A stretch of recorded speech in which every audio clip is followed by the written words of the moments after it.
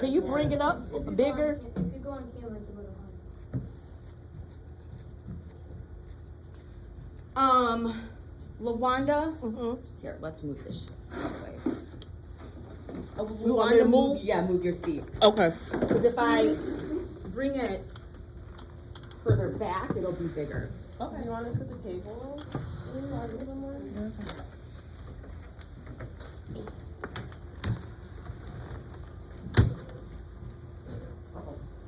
Oh yeah, that's better. So much better. Good? Yeah. So now, yeah. Well, you can. Now I can bring it back. Yeah, you just have to. Mm-hmm.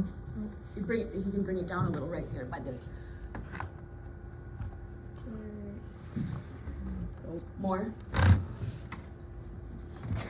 You want it down more? A little bit.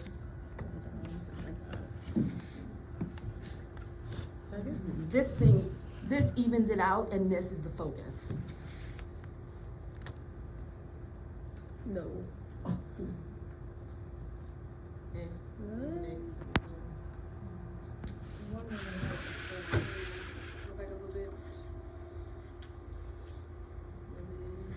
That looks good.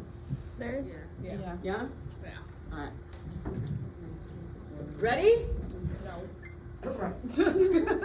Okay. Review the entire item before proceeding.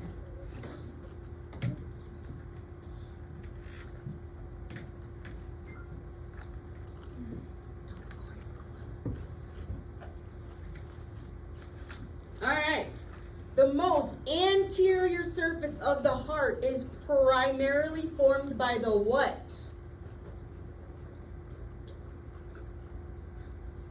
Right ventricle. Anyone else?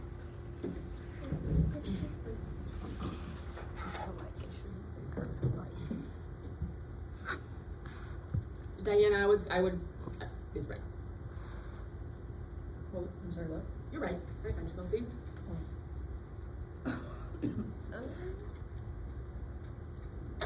I hate you. Alright. What do we got for these?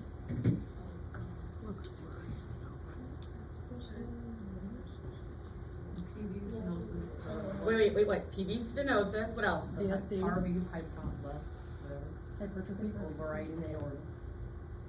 Good job. Good job, you guys.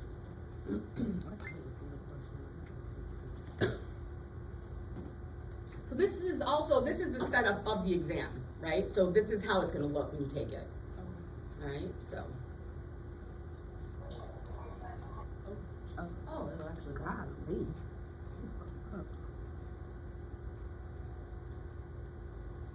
Do that one more time. Play it again.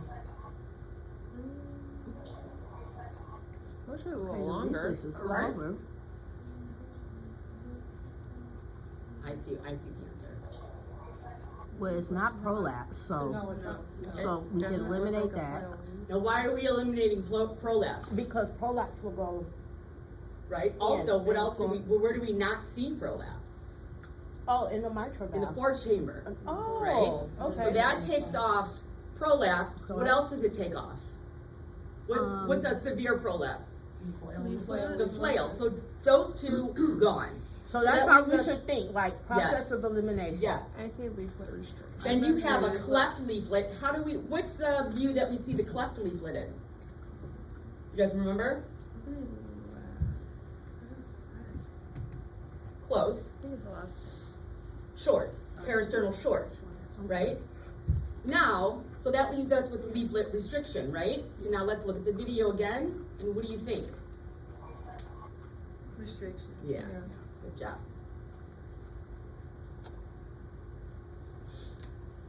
All right, let's read the question first.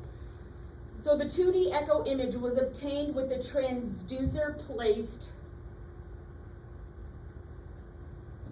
It's not. Now let's look at it. What view is that, you guys? Oh, that's a three chamber. So what's the answer? Yeah.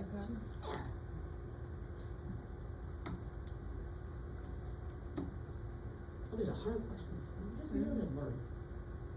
It's a little blurry. Do you wanna fix it before we continue? I'm trying, it's gonna win. I don't think we could get any better. I think that's like the best we're gonna get. What if I do, Can you like zoom in on it a little bit?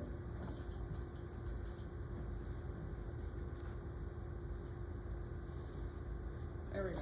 is that good? Yeah, Yeah. a lot better. As the frequency of a sine wave increases, now remember sine's that mathematical, you know, the O with the line in it, right, the cosine, okay. What will happen to the wavelength?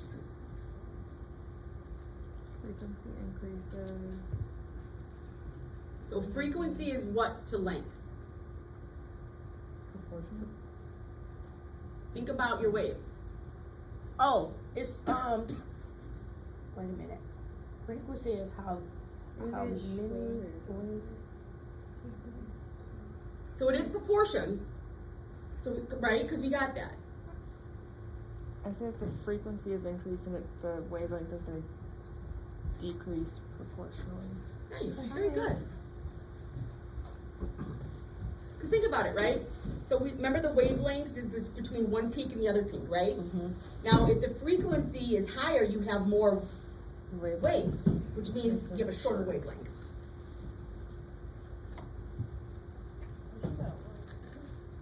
What is caused by rapid accumulation of fluid in the pericardial space?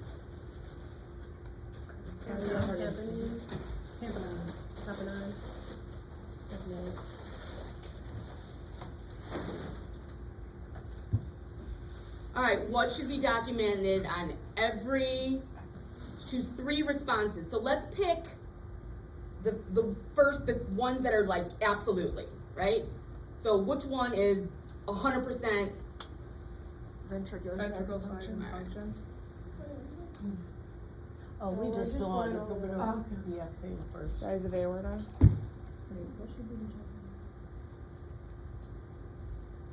What else? Do we do the coronary sinus? No, When would we talk about the coronary sinus? If what? Where do we see the coronary sinus? In plaques, it's the little, you got the descending aorta and then the coronary sinus, remember? Oh, yeah. Okay. I say common inflammatory structure is not well visualized. Absolutely.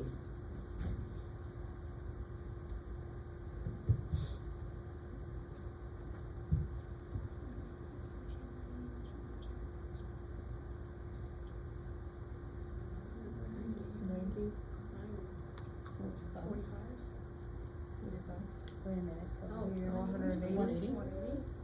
I would say 90, No, right? no, Because it's apical 2. Well, we said it, and then you did that, and Well, someone said 45, someone said 90, so I was showing you, right? So here's this, and then you go to your 2, and then your 3. right. That's what I was showing you. Use that. In 3D echo, what technique is used to avoid stitch artifacts? Mm-hmm. I'm gonna say more like Lilo Stitch.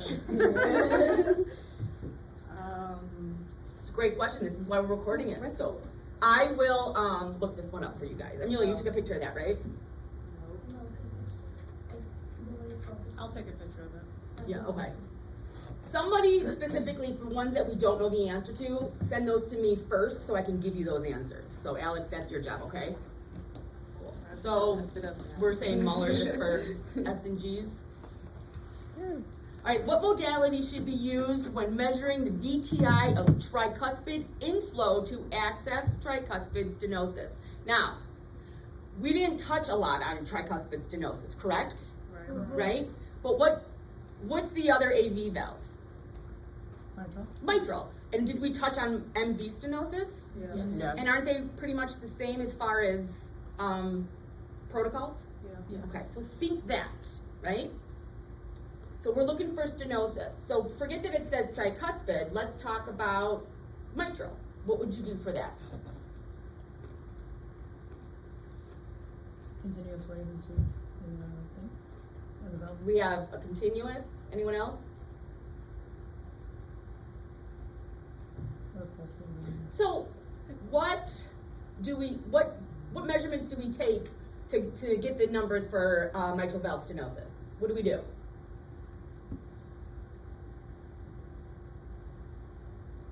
Come on, you guys, that's an easy one. Okay, so what chamber? Let's start with that. What view? Apical 4, okay? So we always continuous and pulse wave the mitral valve, always, right? TDI is diastolic function. So we don't, well, so which do we, the pulse and the continuous wave, what do we measure every single time no matter what? The pulse, right? We do the E, the A, and the D cell. Yes. But the continuous, do we do the VTI every time? Do we do the pressure half time every time? No. Only when there's stenosis. All right.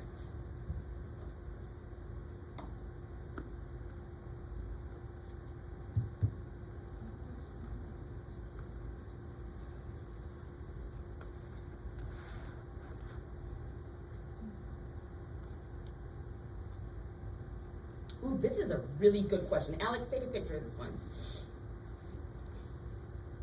Is it direction of Right, I flow was gonna sample? say that, direction of flow. So it's the limit, right?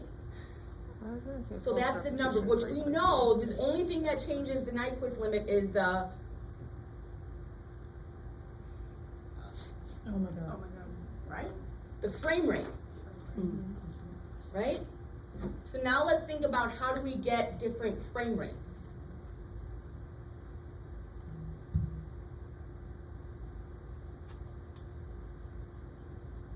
So direction of flow doesn't count, doesn't matter, right? Because that has nothing to do with your frame rate. Number of red blood cells, no. I mean, that'll affect your gain, sure, or your scale, but not the actual frame rate. Does scale change the frame rate? No, we know that from spectral Doppler. So it'd either be pulse repetition frequency of the system or sample volume size. I say pulse repetition. Anyone else? I say sample size, Okay, well, me too then. right? Because your sector width, your color box when you're doing color, right? And your sample size, I would say sample size. Alex, you took a picture of that, right? Yep. All right, when calculating TR regurgent volume, what severity can be determined from these values? All right, so we're gonna put regurg values. Just remember MR and TR values are the same. So we're gonna do regurg values. Yeah, that's. I was gonna say. Just if we look at it, we have a board right there, all those, so I just look over it. Where is she?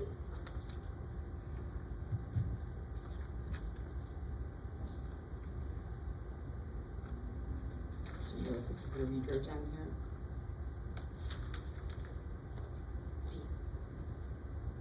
D. Where's the MR? Is that those?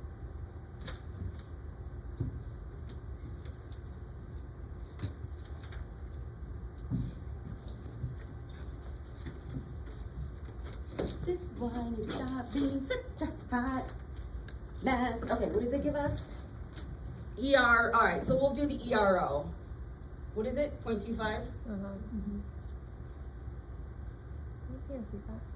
Oh, so I would say the ERO, what else does it say? VTI doesn't matter. So the ERO is 0.25, so it would be moderate.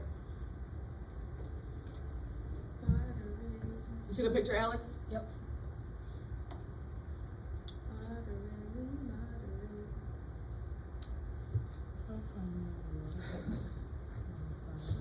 Keyword, what's the key word in the question? Immediately? Immediately. Not urgently, not as soon as possible. Immediately. What here is posing, immediately means life-threatening. Clot, for sure. Is severe aortic stenosis an alert value? Absolutely. Is it life-threatening? Can they have a possibility of dying in the next hour? No, not as severely as a clot in transit, right? What's the actual name for a clot in transit? Embolism. Embolism. Alright, what is the medial posterior scallop located? So, let's talk about this. So remember, do you guys remember what scallops were? You had the P1, P2, P3, P4, A1, A2 of the mitral valve, right? Yeah. So first, where's the medial? Say in the middle. Or wait, Medial with me I was sounds like, like I middle. meant, I meant posterior. Which one's the posterior? On the bottom. So you guys say about right here? Alex, let's just double check. Alright, so the question is, what does this image demonstrate? So, pleural effusion, fat pad, tamponade, pericardial. So let's look. Alright, so do we see pleural effusion? Yes. Yes. At the top. Where? Right here, is that what you're saying? Yes. It's, Anyone else wanna say anything else? Cause that's not right. I would say it's pericardial. what? It's a fat pad. Why is it a Okay, fat see pad? all Because So the, if, I want you to look right oh. here. Yeah, that's what I So was if looking. it was effusion, whether pericardial or pleural, it's gonna look like inside the Oh, chamber all here. black. Right, Okay. so see that? Yeah. That's fibrous. Okay. So it's a fat pad. Okay. Didn't that one guy we had was in the wheelchair? Didn't he have Mhm. a bad fat pad Yeah. like that too? A lot of morbidly obese patients have fat pads. I have a fat pad because I was morbidly obese.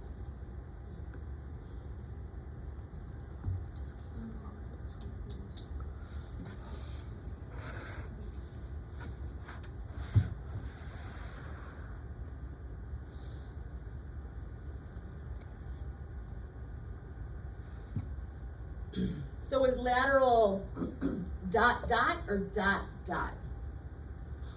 Is it like this or like this? Up and down. Okay. So, as the beam does it go away as the beam width what? The width. Expands. Decreases? As it goes away. Yes, right? So,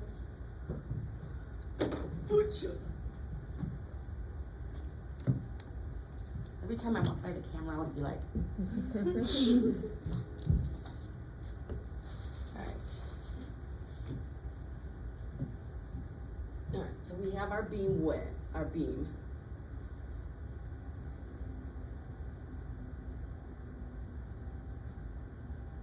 Okay, so if it gets bigger, is it gonna go away?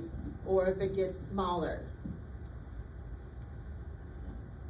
If it's bigger. Bigger, it's gonna go away. Oh. Okay. Goes on. So beam width decreases, and I would say depth decrease. I would say decrease. You know, right? Because think about where we showed the beam, and what would make this go away, right? If you instead of cutting off here, it cut off here, right? That would just be my logical guess. Unfortunately, I'm not always 100% on physics class because you'll never use it.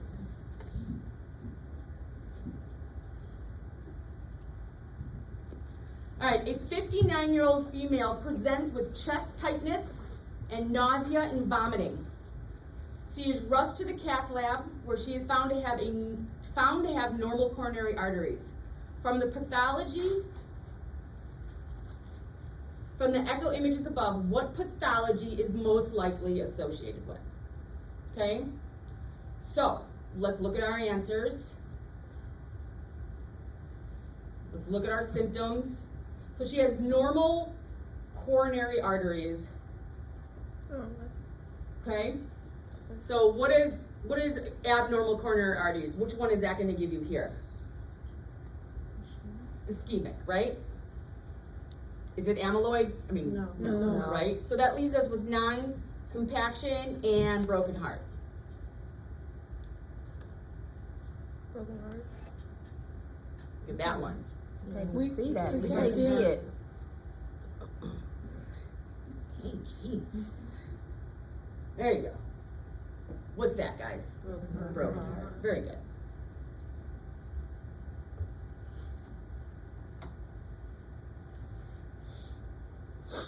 Two measures.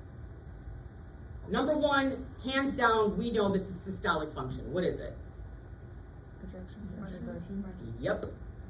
Now, what about the E to A ratio? Yes, no, I don't know. Okay, so that's I don't know, because no one's setting it, right? Strain, yes, no, I don't know. So you guys, all right. So let's skip down to aortic valve peak velocity. What does that really tell us, the peak velocity? When we're looking at the continuous wave, and we're looking at the peak velocity, that shows us stenosis. So we know that's not it. E to A ratio, you guys, if you remember, is part of your diastolic, right? Because you need your E to A ratio and your E to E prime.